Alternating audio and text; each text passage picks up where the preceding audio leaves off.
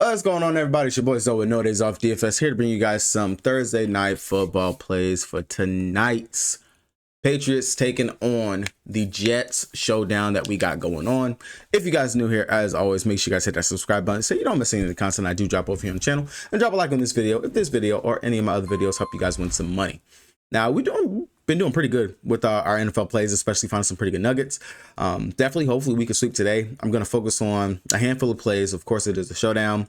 I expect it to be an ugly game just because, of course, you are getting Aaron Rodgers in his third game back, of course, from injury. He's looking decent out there. I definitely do think that from what we've gathered from the first couple of weeks so far with them, his target share, his first looks, things like that. There's some plays that we can get over there from the Jets. And then, of course, from my Patriots. Yes, I am a Patriots fan. I don't know what it is with me being a fan of teams that are rebuilding, struggling, or whatnot.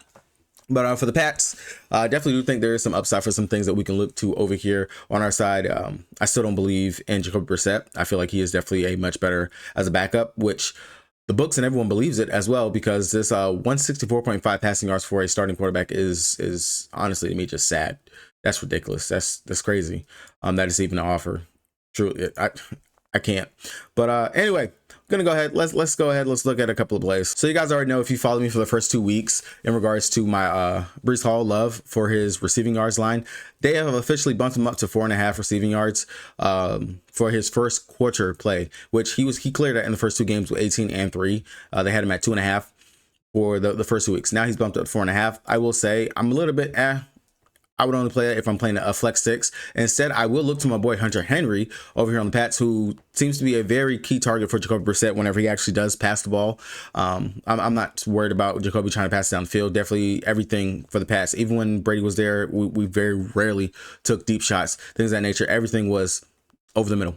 Those short downs, those short passes, because our short pass game has always been, quote unquote, our run game. Granted, we do actually have a decent running back right now in Ramondre Stevens. I'm going to get to him later, but Hunter Henry, that 1.5 receiving yards line, he is definitely a focal point in regards to the pass game.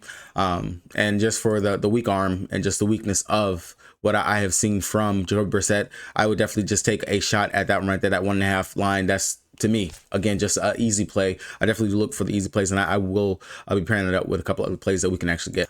Honestly, I almost forgot to mention, if you guys don't have a practice account, make sure you check the link down in the description below so you guys get that deposit match bonus. And of course, every week seems like we're going to be getting that Caleb Williams 0.5 passing yard prop as a discount. So definitely hop on that if you're looking for some plays to pair up with for Sunday. Definitely just check that out. Looking over the popular tab, a couple of plays that we actually could go ahead and take from over here. Breece Hall, however you want to say it, he has scored a touchdown in both games so far this season. Definitely is used in the red zone. I don't mind looking at him as a possible play that we can go to. And outside of that, really, that was it up here for what I would take. Oh, and can't say it down here, but Ramondre Stevens, this 15, well, it was at 15.5, bumped up to 16, that rush attempts. That's one of the things that the Pats we're doing. We're definitely leaning on the run game. We're trying to slow down the game. Going up against the Jets are averaging right now, giving up roughly about 5 rushing yards to opposing backs per game so far on the season. Of course, we've only gone through 2 weeks. I'm using what analytics I have, but Ramondre Stevens, he is seeing 21 and 25 rush attempts. As you can see, again, like I said, the armor of Jacoby Brissett, it's not nothing that the Pats want to really lean on. We're just buying time. We're buying time until we actually play our rookie and everything, trying to let him learn the ropes, understand the NFL, so on and so forth. But Ramondre Stevens, he's looking very, very good. Our O-line, not too bad, not too shabby. And right now, he's averaging on himself about 4 rushing yards an attempt from all of his carries that he's having. 21, 25 rush attempts in these last 2 games. Right now, sitting at 16. I do not see this being an air it out type game for either side. I do feel like both teams will be trying to grind it out. This should be a low scoring game. Most of the Jets and Patriots games throughout the history of time have actually been pretty low scoring. So I don't see why that would change today. But 16 rush attempts, really do like that for a really good over right there. That would definitely be one that I'll be leaning on intake today. Going over to a pair that we can actually get, and I do think this is a really good power too that you can run together. That would be Garrett Wilson for his receiving yards. Taking the Goblin, 39.5. Now, I do worry just a little bit in regards to going up against Patriots because our defense is actually pretty decent. But the target share that Garrett Wilson is seeing, as you can see, whenever you watch the Jets, Rodgers is looking for him. He is on his first read every single time. They snap that ball, they drop back, well, he drops back and he is looking down the field for Garrett Wilson. Of course, wide receiver 1, very high profile, 39.5 receiving yard. He has cleared this in the first 2 weeks that he has played. I do feel like that is going to be a safer number, especially with the target share that he's getting, 11, 10 plus targets a game right now. So far, they will be leaning on him, between him, Rice. We do have one more play from the receiver position that I do believe that we can actually go to and check out. Now, another play that I do want to take a chance on, and this one would be one I would say to play in a flex 6, flex 5, whatever it is you're going to do over here on Prizepicks. That'd be Mike Williams for his longest reception. Mike Williams, big receiver. He's coming back from injury. His snap count is definitely going up, fully healthy now. You can mess with his 23.5 receiving yards or take the Goblin, 19.5. Understand last game going up against Tennessee, 1 reception, 1 target. He got that, 19 yards. I definitely will be more inclined to take a chance on his 15.5 for his longest receiving as a play, because I do see it as having some upside. Definitely, because if you watch Mike Williams whenever he played for the Chargers, definitely was one of those guys that he's going to get downfield, definitely can beat his coverage, and he's just a really big receiver. So that 15.5 longest reception, definitely the target, if it's going to be something that's going to be downfield, really do like the upside for that one right there.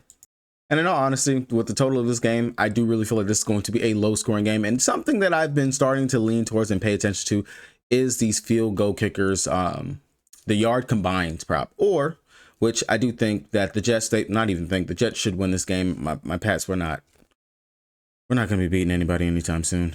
That's just unfortunate. And if you guys paid attention last week, the Pats, we legitimately lost the game to the kicker. That is who beat us last week, the kicker, because we didn't allow any touchdowns. It was all kicking points.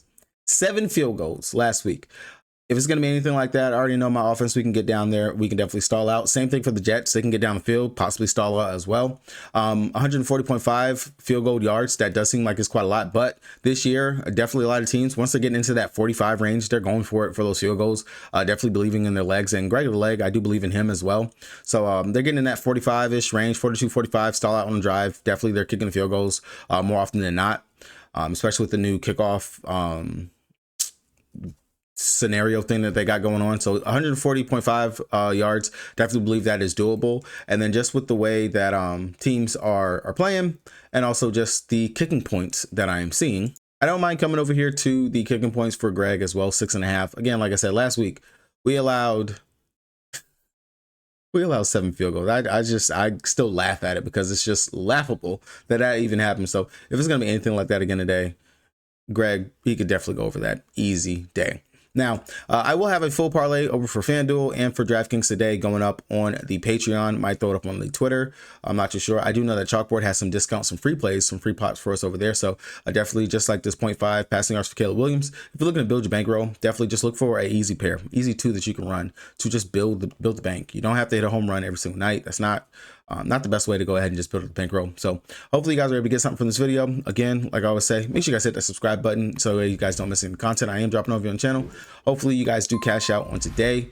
I will have a WNBA video hopefully later on today. Just waiting for some more news to drop. It's one of those slates, honestly, for the WNBA.